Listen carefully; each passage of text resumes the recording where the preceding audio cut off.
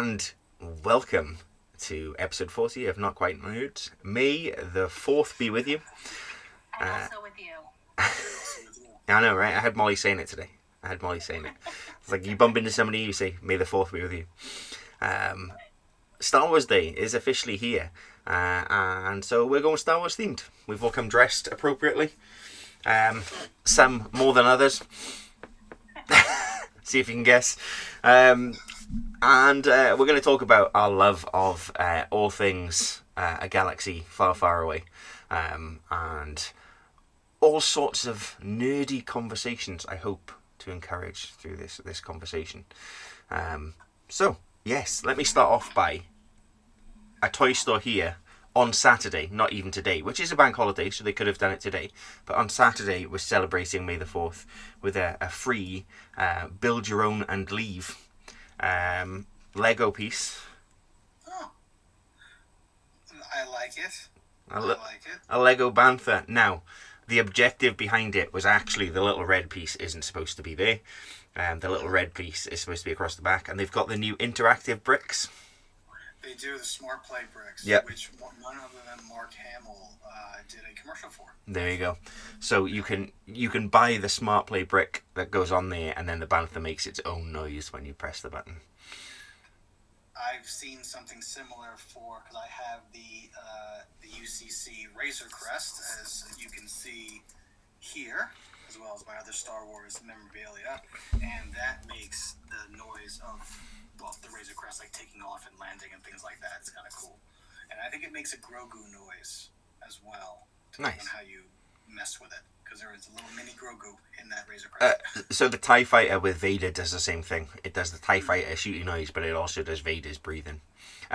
It's worth pointing out, of course, that Luch is in his 73rd iteration of a backdrop.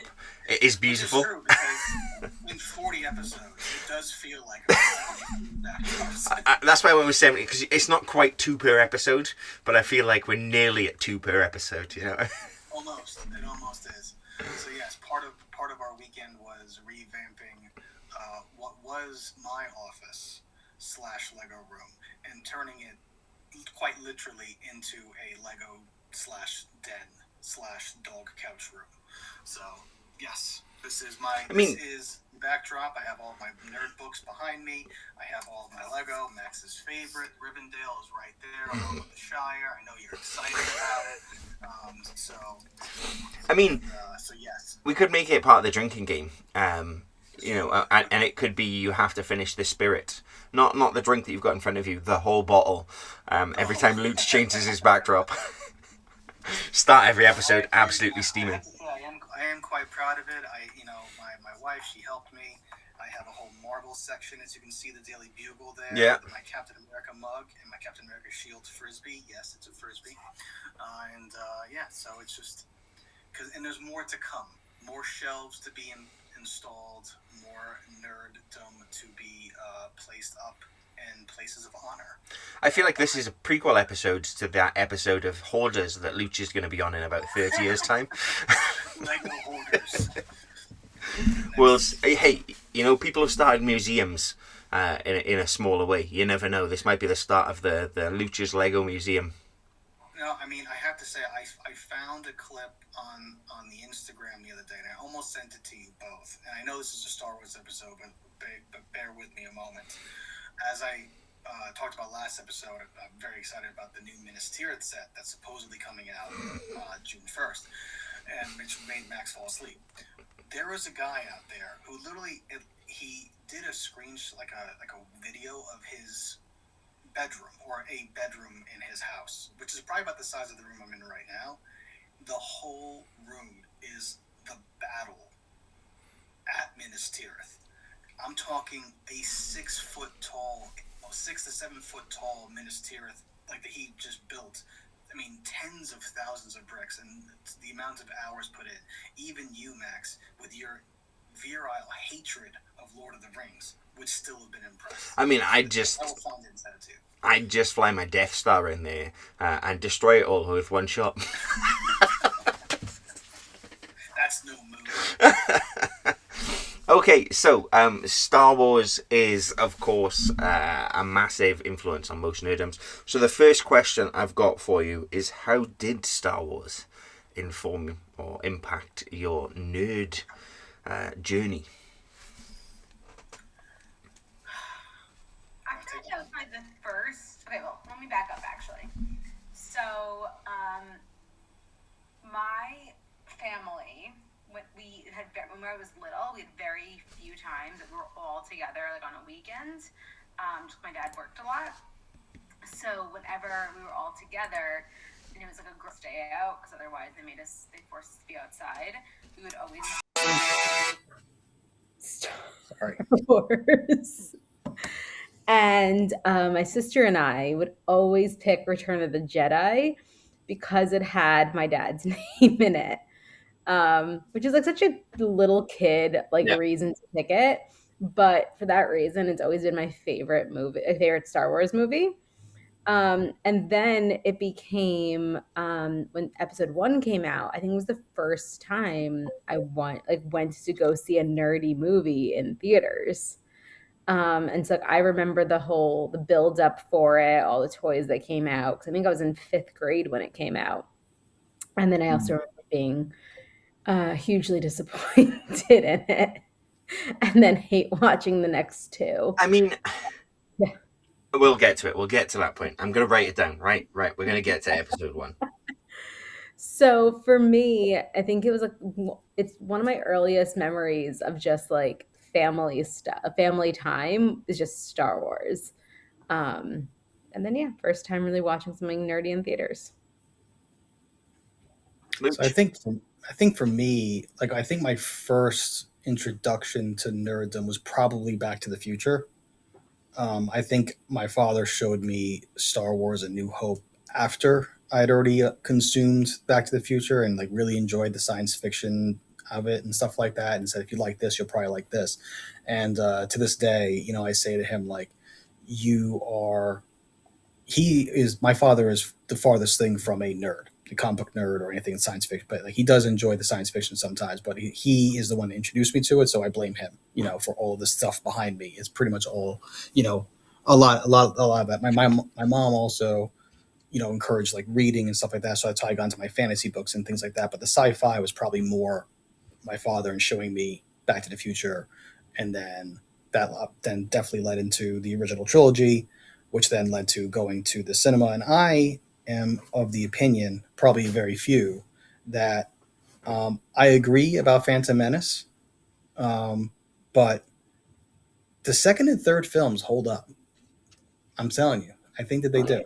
And I'm excited because eventually, after Mallory's Marvel Madness, I probably will be going into May the Force be with Luch and going through all of the Star Wars media content. So I'm looking forward to re-watching some of those. But I do remember watching Attack of the Clones within the last 12 to 18 months and be like, you know what, this is really not bad. And I'm not sure if it's just because I love Ewan McGregor as Obi-Wan Kenobi, or if it's just actually a good movie. I don't know. But, you know, we do get Yoda flipping around all over the place fighting Count Dooku, which is, you know, kind of hilarious. But I don't know. That's probably where it came from. I think it was Back to the Future followed by Star Wars for me. Okay. For me, I remember in the early 90s, before you guys were born, watching. You were born in the early 90s. We were born. I mean, So what Matt's trying to say is you remember seeing A New Hope in theaters. yeah, yes, yeah. Well, I remember seeing A New Hope when it was called Star Wars. No, I remember watching in the very early 90s Jedi on VHS tape with my friends. So it was at that point where Jedi had just come out, so you can imagine on VHS. So it was definitely a seminal moment, and it impacted us, and it was cool because you had these knights with these cool magic swords fighting, you know, laser wielding bad guys, and you had cute bears running about the woods, saving the day. So it was pretty cool at that point, and I think I was the right age at that age to get into it, and that was my first thing. And yet it was years later before I first really got into nerddom. But I mean, I can actually think back to sitting in my friend's bedroom watching Jedi Sunday after Sunday after Sunday, like just going back and watching the same film over and over again, and just absolutely loving it. So yeah, it's one of those seminal moments of film watching for me. I couldn't tell you when I then went back and watched the rest of them. I did have, I remember getting the anniversary editions, the silver, and I've probably still got the silver VHS box somewhere Yeah, in an attic.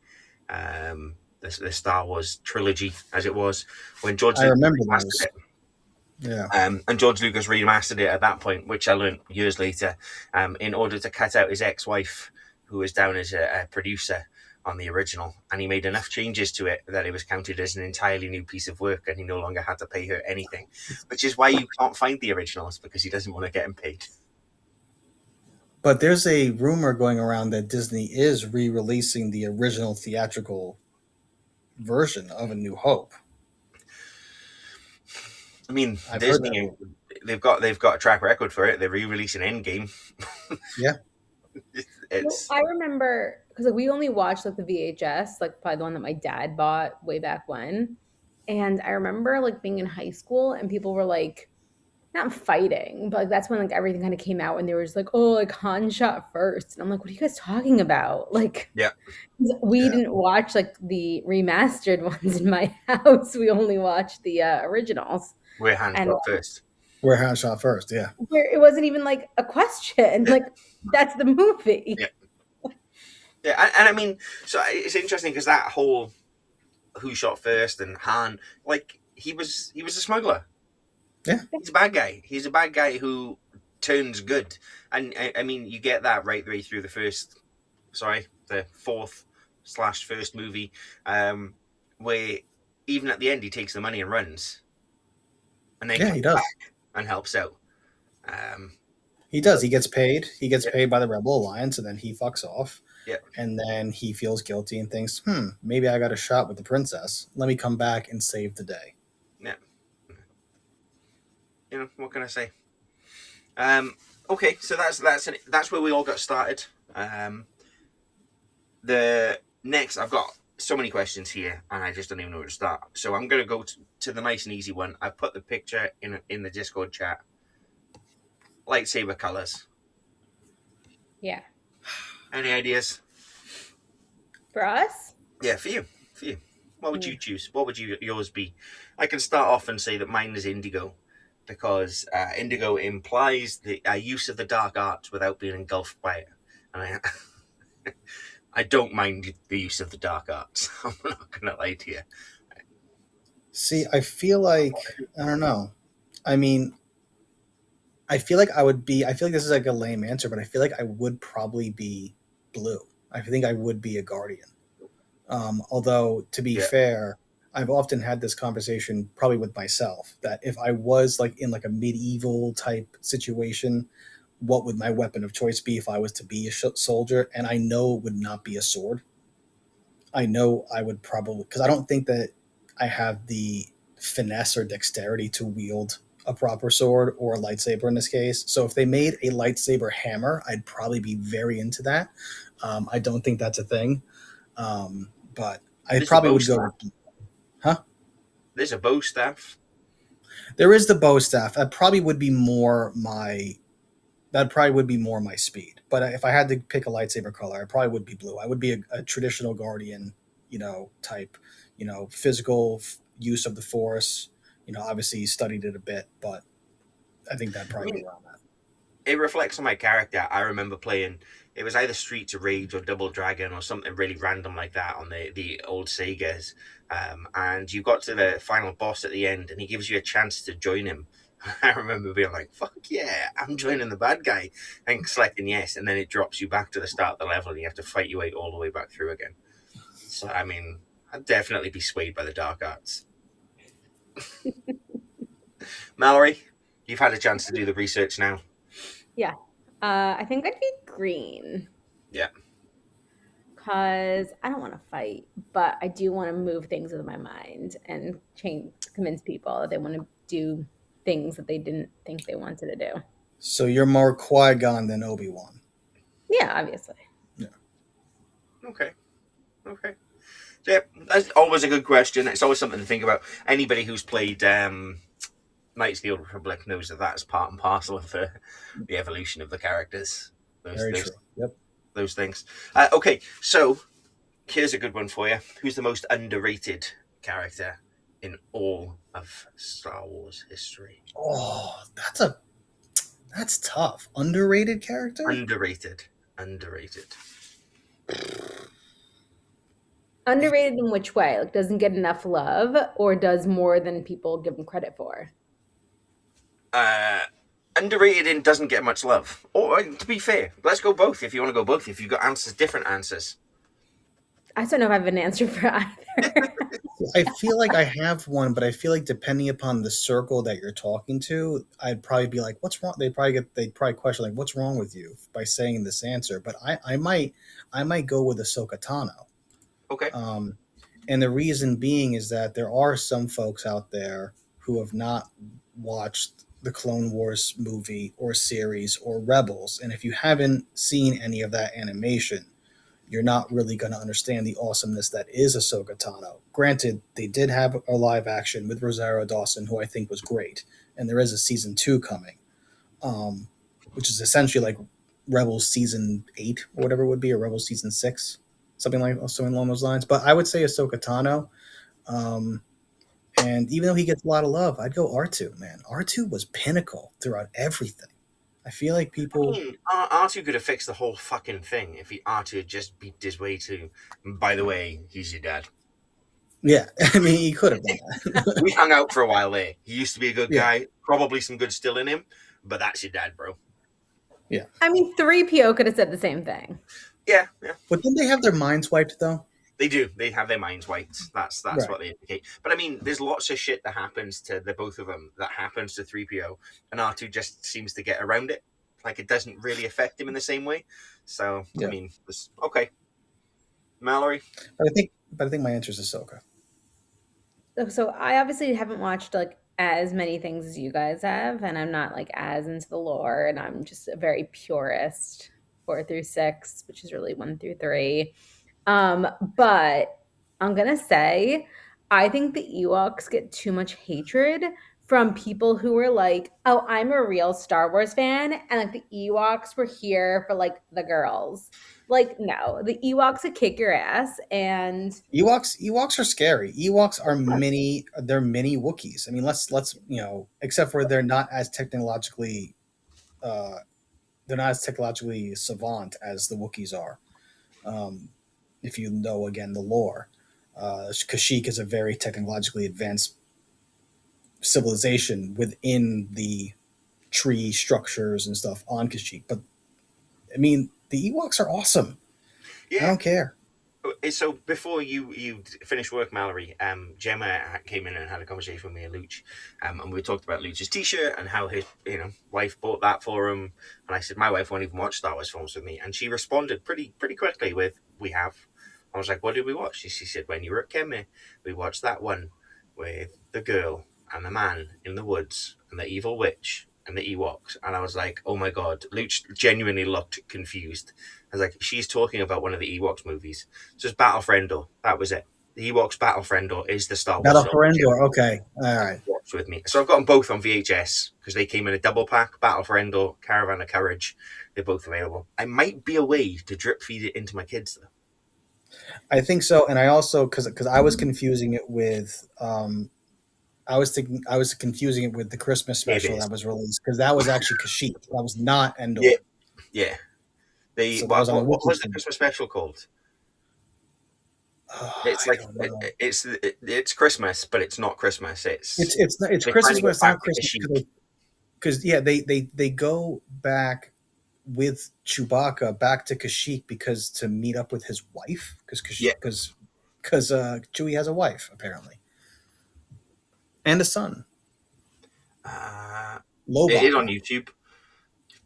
Yeah, Available.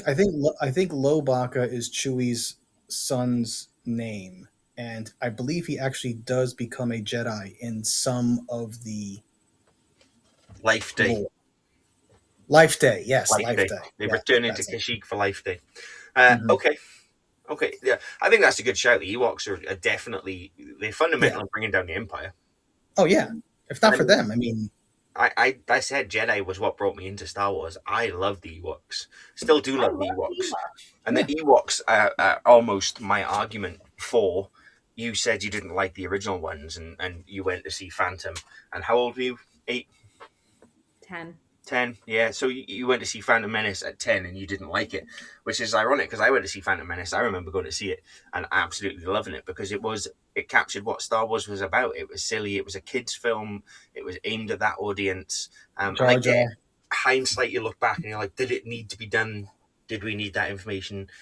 No, but I still enjoyed the film. It's got the pod racing scene, which is one of the best scenes in the original Oh, it's in the great visuals. Yeah.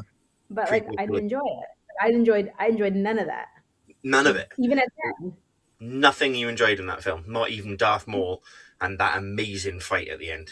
One of the probably best lightsaber battle we have seen or will ever see until Revenge of the Sith between Anakin and Obi-Wan. That I would say, I don't know. I'm not sure if it eclipses it, I don't think it but does. it comes damn I close. don't think it does. I think the peaks and troughs of that fight scene in Phantom Menace, the intensity of the fight, and then the Oh, with the shutdown with the force fields. Yeah. and it I just mean, becomes, the and then it drama goes of again, it. and you just that tension. Nah, that's probably I think the best lightsaber battle in the entirety of the Star Wars I films to this think point. I've not finished Acolytes. Acolytes has got some pretty cool scenes in it as well. Acolyte does have some very good. I have seen the first. I watched it. That's a Yeah. show I really enjoyed. The Acolyte. Mhm.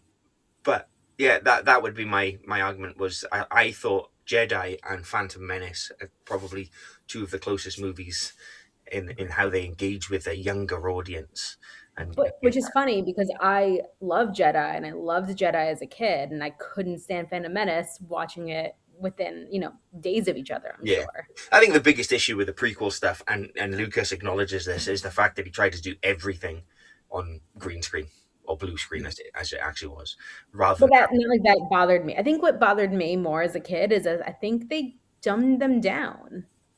I think they made it more like family friendly and I didn't like that stuff as a kid.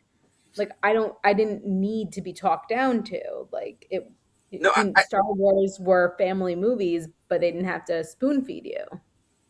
yeah, I don't know. I don't think. I mean, it's got lots of complicated shite in there, midichlorians and all that bullshit. Um, but I mean, I was watching something today, and they were like, it was a guy trolling his wife for Star Wars Day, and he's like, "Do you want to watch a film about a trade dispute?" Like it is. That's what the Phantom Menace is. It's a film about a trade dispute with these secret things, machinations happening in the background that basically set up Yeah. the evolution of the character from there. But Mhm. okay, To be fair, it was also always creepy when the kid would hit on the princess.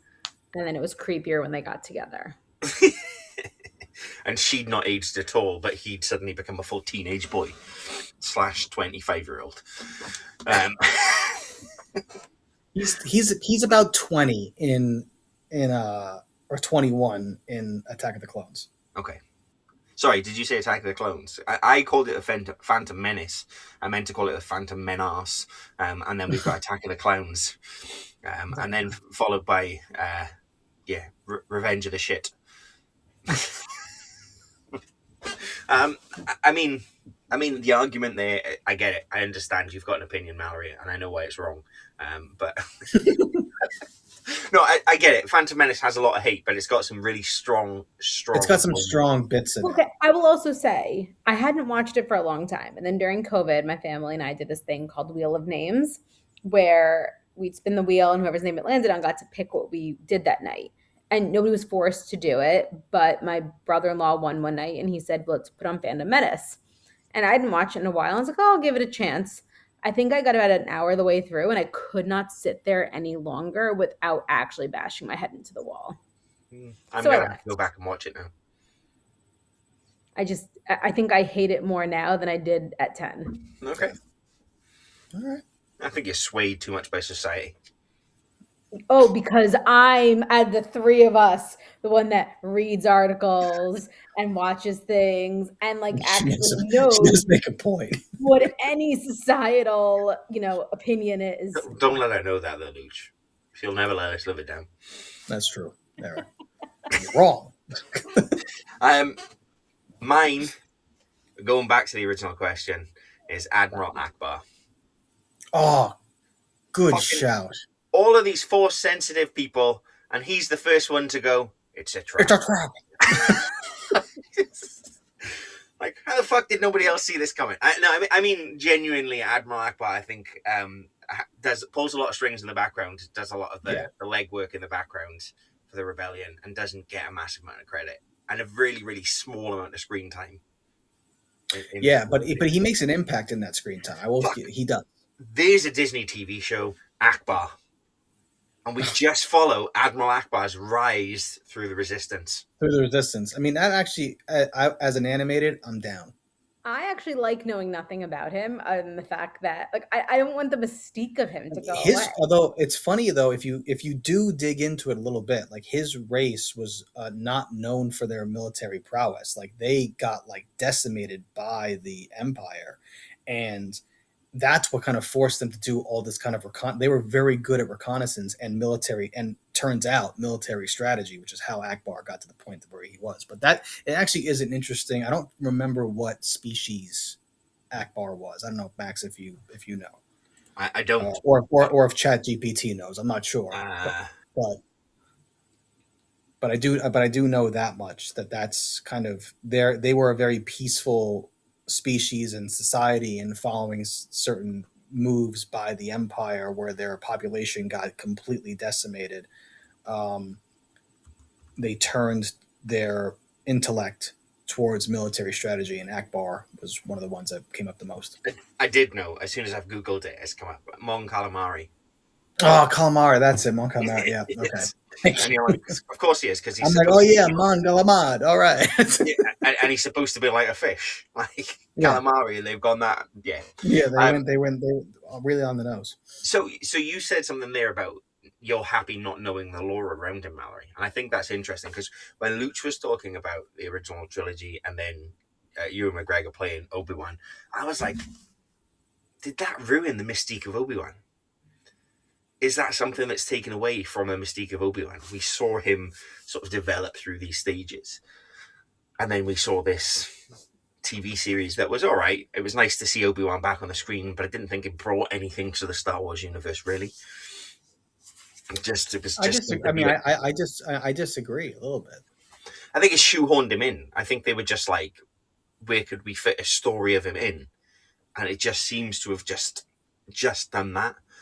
I don't think we gained anything from it other than we've lost some of the mystique of Obi-Wan. Because the greatest thing about Obi-Wan was, he left it behind. For 16 years, he had never picked up, you think, but for 16 years or 17 years, he's never picked up a lightsaber again. And, but what the show, okay, I mean, listen, I'll give that to you. What the show proved is that that's not quite the case. Yeah, exactly that. And that's the issue is are we losing those characters? Because the next question I had for you is who's the most overrated character in the Star Wars universe? And I'll lead with Boba Fett. I concur. I concur.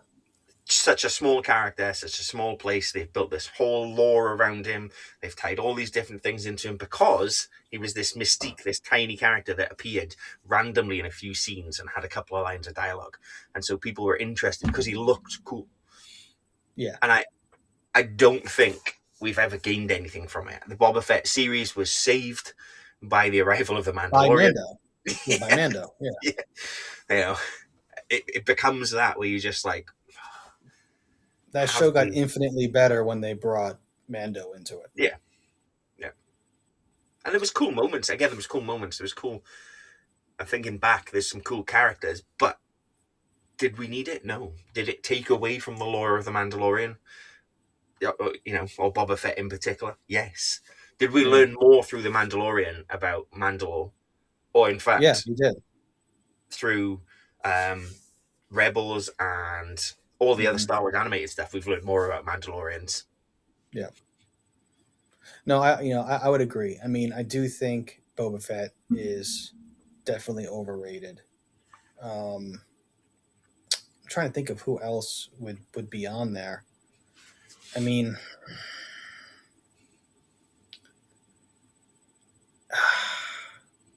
I don't know. I feel like even Jabba could be overrated. Yeah. I mean, if you think about it, Jabba is up on this pedestal of being a member of like the Hutt crime syndicate. And he's just on this out of the way planet, Tatooine, when he has, as we learn in the animated series, there are other Hutts that are on Coruscant and on like um, other more major civilizations, and are probably doing bigger business and running more crime and stuff through it. And then you just got this Jabba. I was out on this moon in the middle of Tatooine dealing with a scruffy nerf herder like Han Solo. Like I just It is Jabba, the redneck, the one-tooth redneck member of the Hutt family. Oh, he's so bad. We've sent him down to Baton Rouge to run the town type mob style things. And this is why I also feel like I'm glad I don't know as much as you guys do, because like, who cares that Jabba has a family? It still makes him a cool character. Like, I don't know any of that stuff, and I like Jabba. I like all the Jabba scenes. He's a member of the Hutt. I'm not inundated with all this other stuff that you guys know. The Hutts are a syndicate to the point where they're in the games and stuff as well. Yeah. Who knew? Who cares? The movies are still cool. Clearly, enough of us know that it's important. Okay, Mallory, most overrated character? I mean, I'm going to say everybody in 1 through 3. Like, annoyed. I mean, Queen Amidala, annoying. Anakin, whiny. Ewan McGregor in 1 through 3 is annoying. Sorry. He redeems himself in the Obi-Wan show, but they're all annoying. Man, wow. We have very different opinions on this stuff. He is a bit of a whiny bitch through the prequels. Yes. Obi? Qui-Gon, why are you doing that? They said no, don't do it, Qui-Gon. Oh, no, I would say in number one, I would agree with you. To. Oh, Anakin, stop doing that. Anakin, please. He's like that. Yeah, they all are though. But it's just bad writing. Like this is the other problem. And like it's bad direction. It's bad direction because the story sucks too. If we go back, Max, question for you now, real quick. What is the best Star Wars movie of the original trilogy? Empire. Right. Did Lucas direct Empire? No. Exactly my point. He directs The New Hope. He directs Return of the Jedi. But what is the best movie? Empire.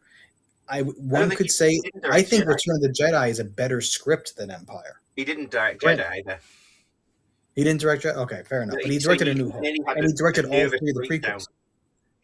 Doing A New Hope / Star Wars, he nearly had a nervous breakdown pulling it all together. So he didn't direct Empire or Jedi. But you are correct. He did then go back and direct the new ones. All three of the prequel trilogies. Yeah. So George Lucas, phenomenal world builder, and I would even go as far to say that he's a great script writer, because there's so much. If you look at some of like the deleted footage from all 3 of those movies, if they included some of those scenes in there, it completely changes how the movie feels. Certain scenes between, even especially in Revenge of the Sith. Scenes between Obi-Wan and Padme that happen on Coruscant before they all go to Mustafar and all that stuff. There is some pivotal conversation that happens there that, if it was included in the actual release, I think changes that whole ending sequence to be a lot more powerful, I think. But he doesn't make the writing any less whiny. Fair play, but he can't. But I think a lot of that comes down to direction. A lot of that comes down to, I want you to say it like this, Hayden Christensen. I want you to say it like this. Are stupid. But I mean, what was the line Harrison Ford said on the set of Star Wars? You might be able to write this, George, but you sure as shit can't say it. Yeah, right. So, I mean, the arguments there. The arguments there. I mean, also like our favorite, and I think it's everyone's favorite Han Solo moment wasn't even written by any of them. It was all Harrison Ford. Yeah. Yeah. It's when Bad book is bad book. Yeah, fair, fair. Okay, but I think so. Mallory said something interesting there, in that she doesn't like any of the prequel stuff, and that you're a purist. You like the original three. Yeah. So you've not had any positive experiences outside of that. No, that's not true. I actually really enjoyed Rogue One. Okay. Okay. I liked the first season of The Mandalorian. Never watched anything beyond that. I liked the Obi-Wan show. Okay. And that's all I've seen. No, it's not true. I tried watching the Boba Fett show. Bored. Tried watching Andor. Bored. Andor is amazing. And those Sorry. good stuff. Andor is. Oh, and then obviously I watched the final three because I watched it with you guys. Yeah. When I was teaching, I had students telling me that I should go and watch Andor, and I didn't believe them. And then when I watched Andor, I was like, holy shit, this is the Star Wars we've been waiting for since the originals. I would go that far. Whereas I feel that way about the way Acolyte. through.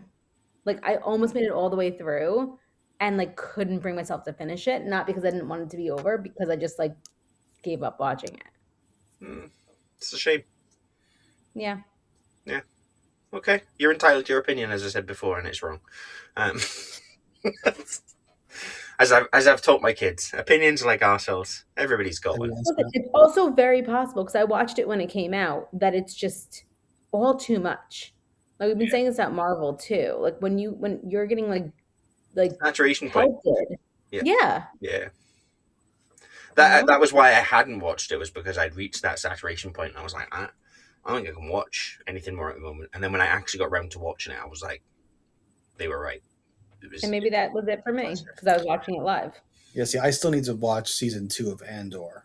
But I really enjoyed the first season, and I was really disappointed when they said that they weren't going to bring back the Acolyte, which I thought was actually really great TV, because it was the first time that we got something that took place ages before the Skywalker saga. I mean, it was, which was nice. It was kind of circa Knights of the Old Republic type scenario, and I thought that was really interesting to be able to see something that took place so far before that wasn't really connected at all. If you look at the best stuff that they've produced, it has been the stuff that isn't directly connected to the Skywalker saga, right? Yeah. Andor is a story that is on the fringes of that, but it's a story in itself, right? Rogue One, while it does interact with some of the characters somewhat at the end, it's not about that. It's about the rebellion. And Acolytes, again, I've only watched, I think, the first 3 episodes, but beautifully shot and brilliant, but set a long time before. Phenomenal cinematography. Literature and comic book wise, they've gone, we need to stop messing with the Skywalker saga. Let's go do the Old Republic style stuff, or the New Republic, as it's been called, isn't it? Mm-hmm. So they've gone like 200, 300 years before.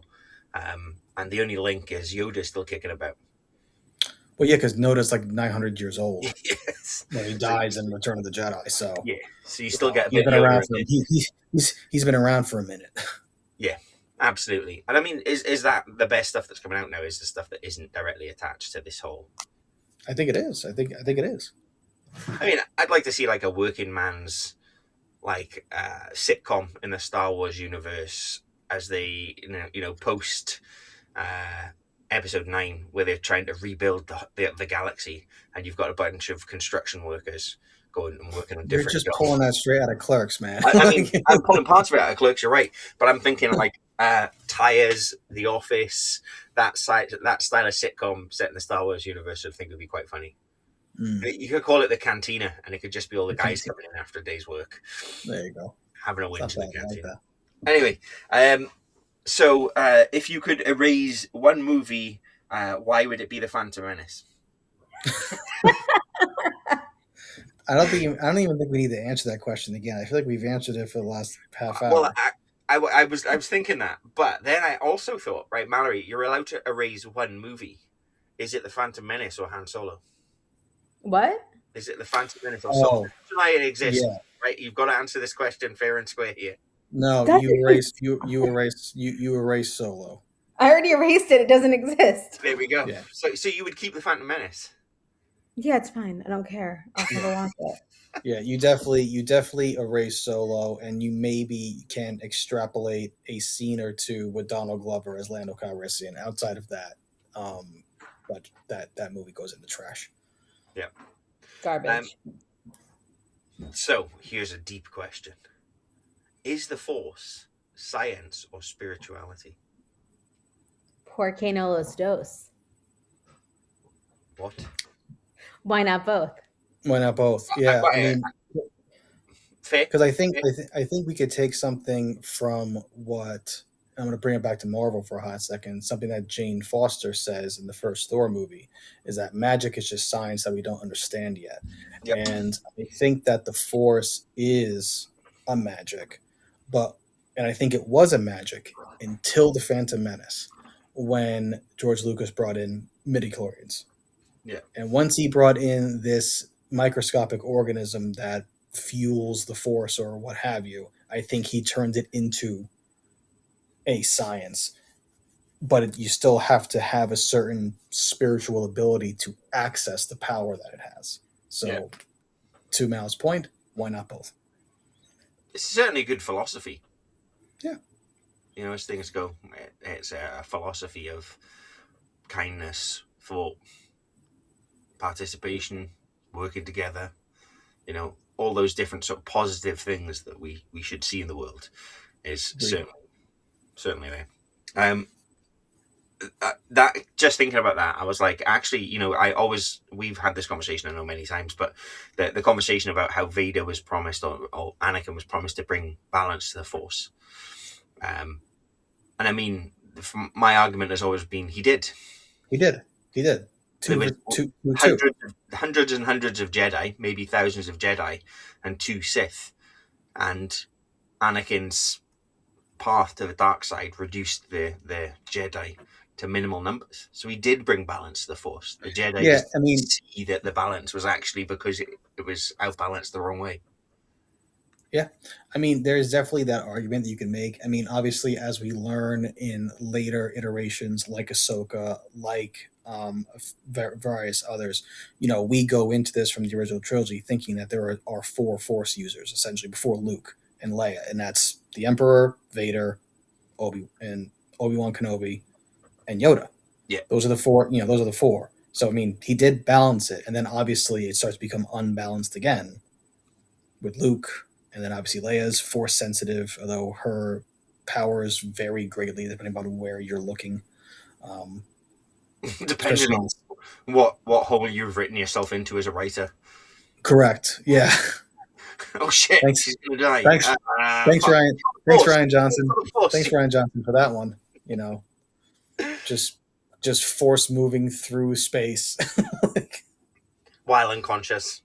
While unconscious, yeah. Yeah. Okay. I mean, yeah. I always said he was the one that brought balance because he took out the Jedi.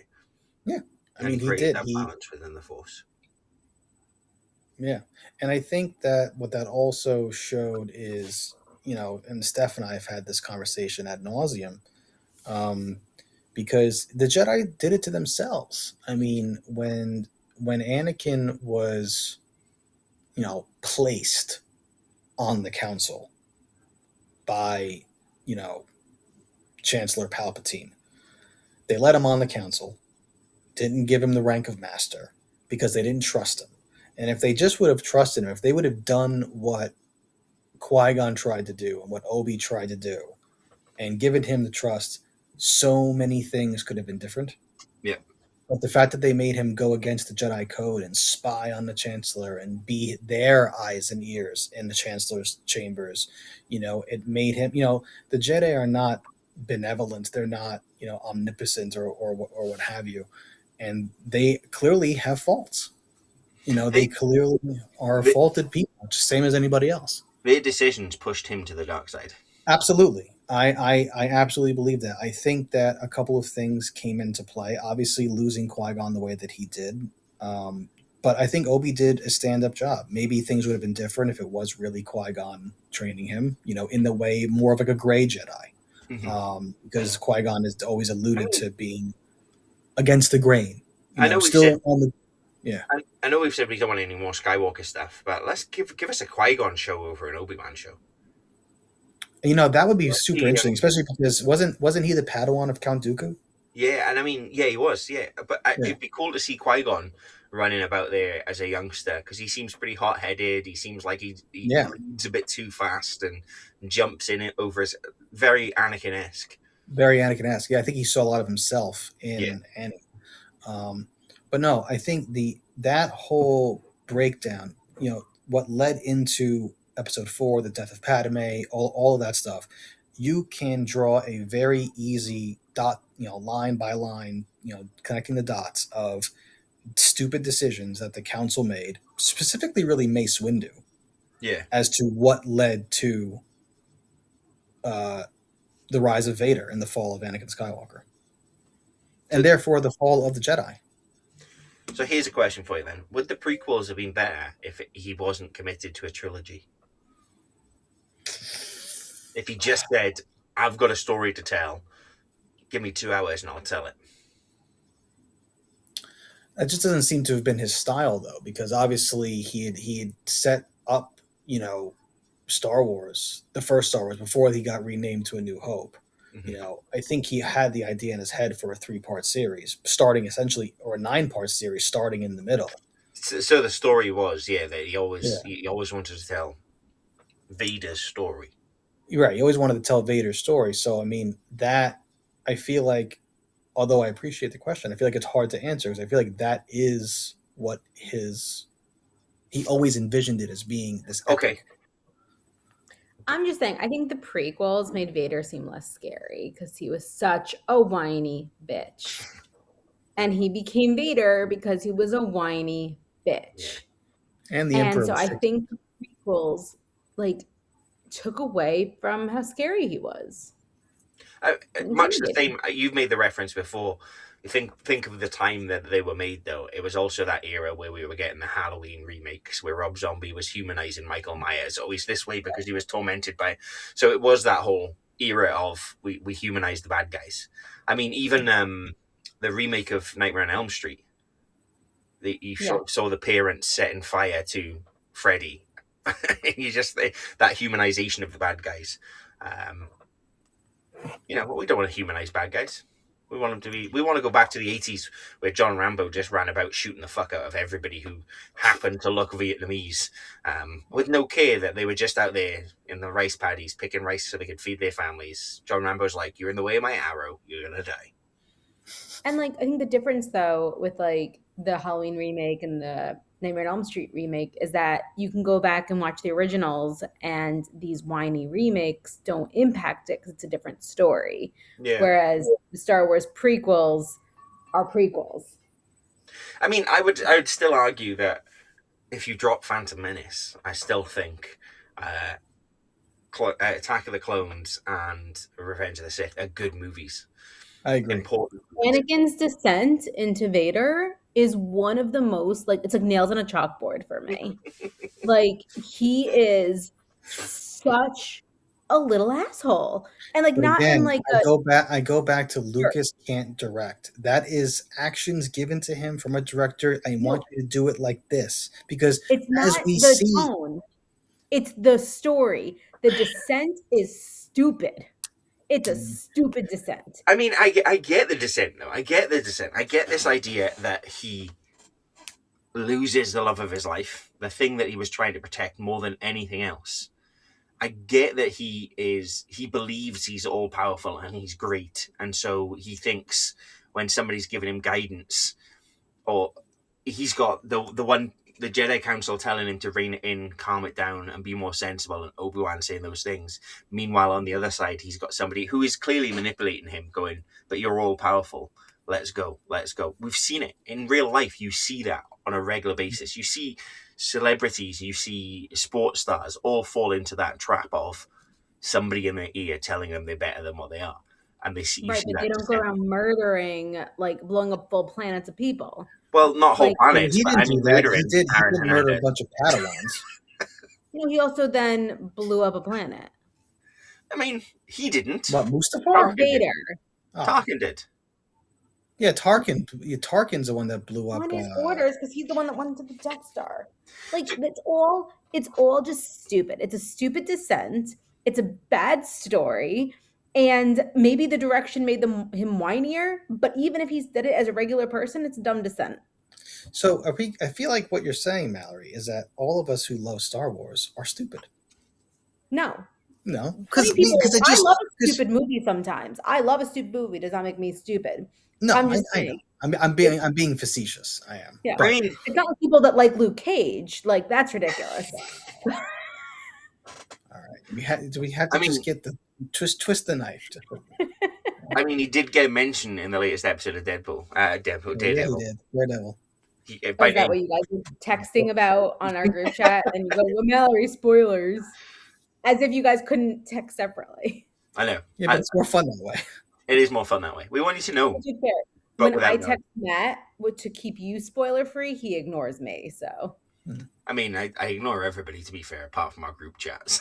That's pretty much that's a lie. I've got another group chat that I'm in. I also respond to that. No, I disagree. I think the reasoning behind his descent is solid. Yes. I think that's what we saw on film. I feel like was flawed, but I feel like the reason behind it, I can understand, because he's had everything taken away from every person who is supposed to be close with him is taken away. Shmi taken away, Qui-Gon taken away, Obi-Wan as he's parting ways, as becoming no longer master. Qui-Gon for like 4 days, like. Yeah, but he didn't have a father figure until that. Okay, he didn't have a father figure. Oh my God, 4 days! Like, get over it.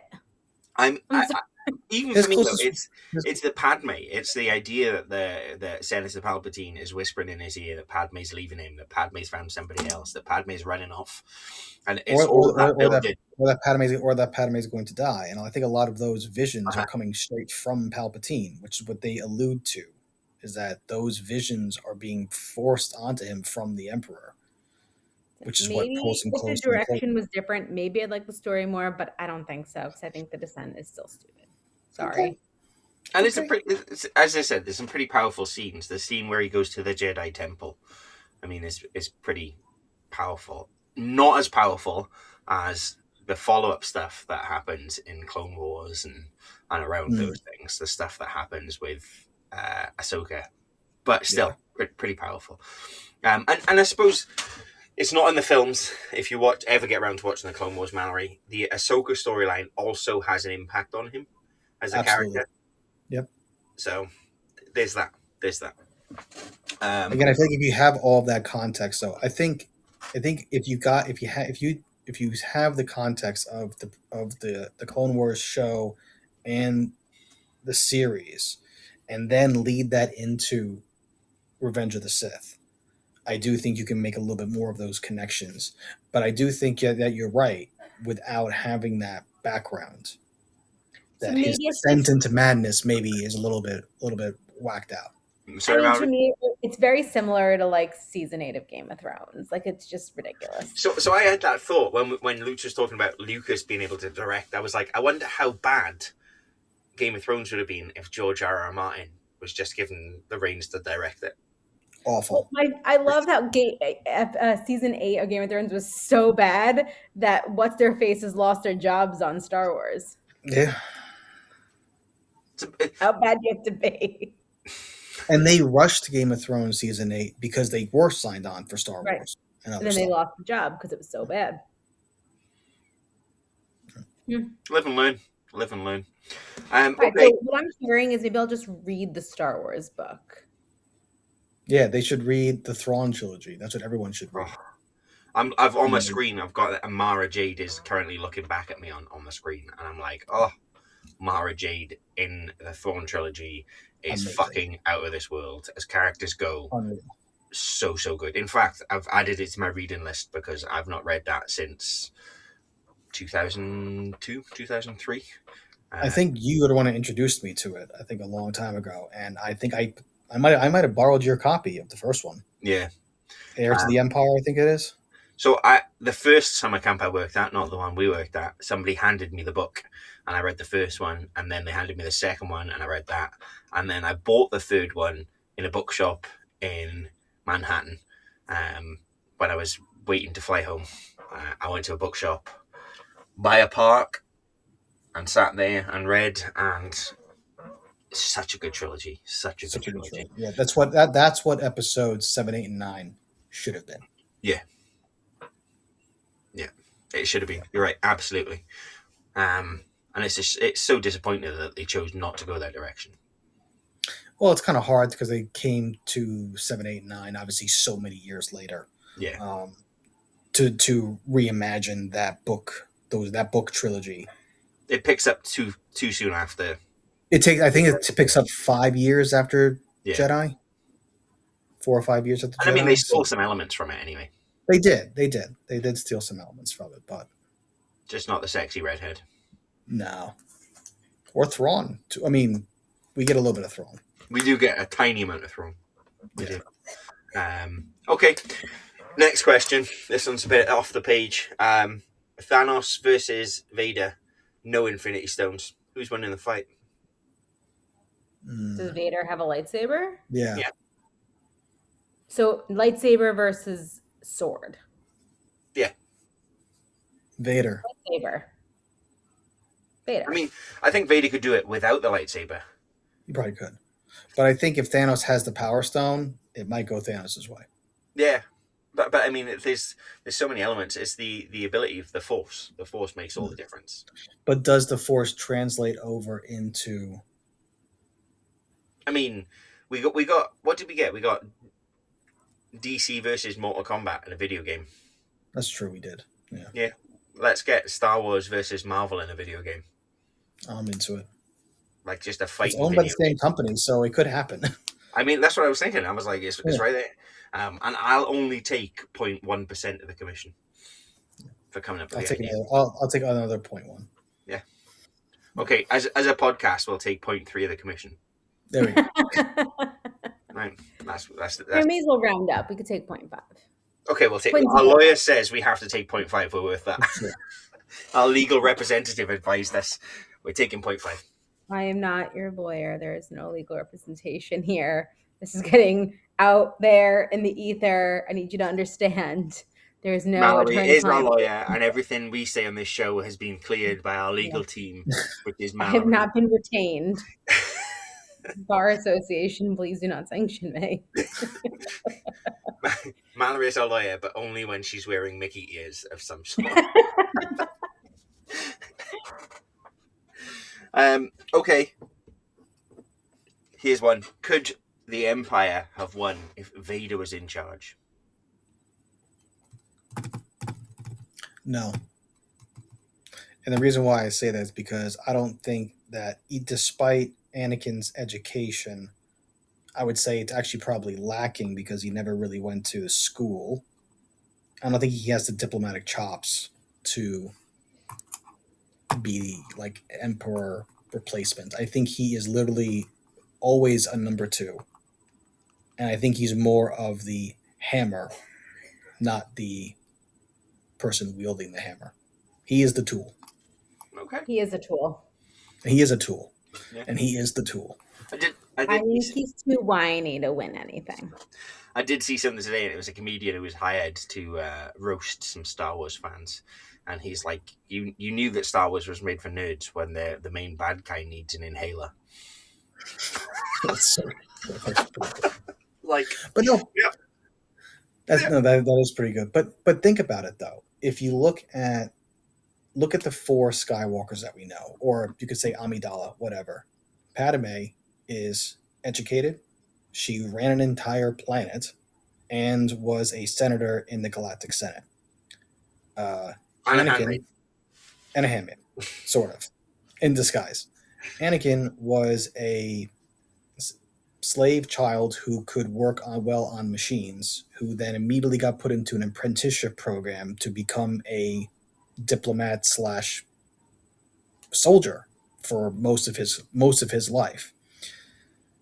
And then you have Princess Leia, same path, very well educated from Alderaan, ends up becoming like a senator, leader of the resistance. You have Luke, who is a poor farm boy, It's barely almost like George educated, to Lucas get some only power actually had converters. 5 characters. It's lined up. Yeah. Same I mean, as Luke could not run the galaxy, neither could Anakin. But I Leia mean, could. Anakin, though, and it was mentioned, it was a military strategist, a very good military strategist. He was a great fighter pilot. He was a military leader.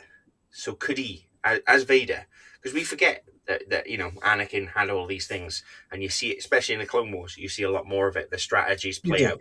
It gets alluded to somewhat in Revenge of the Sith, doesn't it? Where there's that big space fighter battle. And Obi-Wan almost hands over to Anakin and says, "I'll do what you tell me because you always seem to get us out of these." So there's that angle. He's a military strategist. He's very clever in what he does. But I feel like he's involved with it though. Like he's leading his clone troops. Like he's leading the charge. Yes, he is coming up with the ideas and the plan, but more often than not, he's directly involved. As the Emperor, you're the puppet master. You're just putting whispers and ideas in people's heads and letting things play out. And just I feel like he's too hands-on for that. Yeah. Okay, Mallory. What was the question? Why is Phantom Menace your favorite Star Wars film? Yeah. The question was, could the Empire have won if Vader was in charge? No, because he's a whiny bitch. I said that. Her answer I was feel like shorter. this entire podcast for Mallory was dictated by the first moment she had to moan about the Phantom Menace and Anakin being a whiny bitch. And a response to every question since has been no, because he's a whiny bitch. He's a whiny bitch. Asking good questions about good movies. I mean, all of these have been about good characters, fundamental fucking systematic plot building characters that aren't just up to Mallory standard. So, okay, Mallory, who's your favorite character from the original trilogy? Leia, 100% Leia. Yeah, when she was a princess before she was a general. Yeah, because she was never really a princess. And I feel like we spoke about this weeks ago when we did the Star Wars What If. Yeah. Like, I don't know, nothing would have gone right but for Leia. Yeah. Because she did not take being a princess and just like literally lay down and just like accept being royal. She was like, "There's something wrong. I see an injustice, and I'm gonna go out and do something about it." Which is interesting because you didn't like Andor, and you see a lot of Mon Mothma in that, and she is very much the prototype and the archetype for who Leia becomes. She is the early Leia. She is there. She is exactly that. I see an injustice. I can't stand for this injustice. I can see where this is going. I need to stop it. But I also need to keep all these diplomatic ties open in order to best manipulate that. So, yeah, it's very much what you see in the Andor series is how Mon Mothma. I am willing to give Andor another try because I do think it was more just too much Star Wars all at the same time. Yeah, and I get that, and I totally you feel the same way when they were releasing a new Marvel series every week, and you were getting all that. You were just like, I can't keep up with this, and I'm still playing. Why there's so much I haven't watched. I'm still playing catch up with Star Wars. I'm absolutely still playing catch up with Star Wars. I don't know that I finished the last season of Andor. I think I did because I think I immediately then went and watched Rogue One because obviously it ties directly into to Rogue One. Did I tell you guys what happened when I saw Rogue One? No. I saw it in theaters. I did not see it with you guys, obviously. I saw it with my family. And we're leaving the theater. And somebody walked up behind us goes, "I can't believe they killed everybody." What do you mean? You gotta love it. You gotta love it, haven't you? Like, yeah. Well, what can you say? What can you say? Sorry, I didn't mean to just be like, everyone's a whiny bitch. I really do like Star Wars. You didn't say everyone's a whiny bitch. You just said the central character of the entire fucking thing was a whiny bitch. pretty much. The thing is, like, I thought he was so scary in like like when I was watching as a kid. Like, he's a scary. Oh, and you got kicked off. I was like, okay. Weird. Yeah, I What were really you whinging about now? Sorry. I wasn't whinging. She was whinging. whining. She was not whinging. whining. I was not whinging. I was saying as a kid watching, 4, 5, and 6, I thought he was a scary bad guy. And then I just think that the initial, like the 1, 2, and 3 just kind of like, I don't know, shattered the glass for me.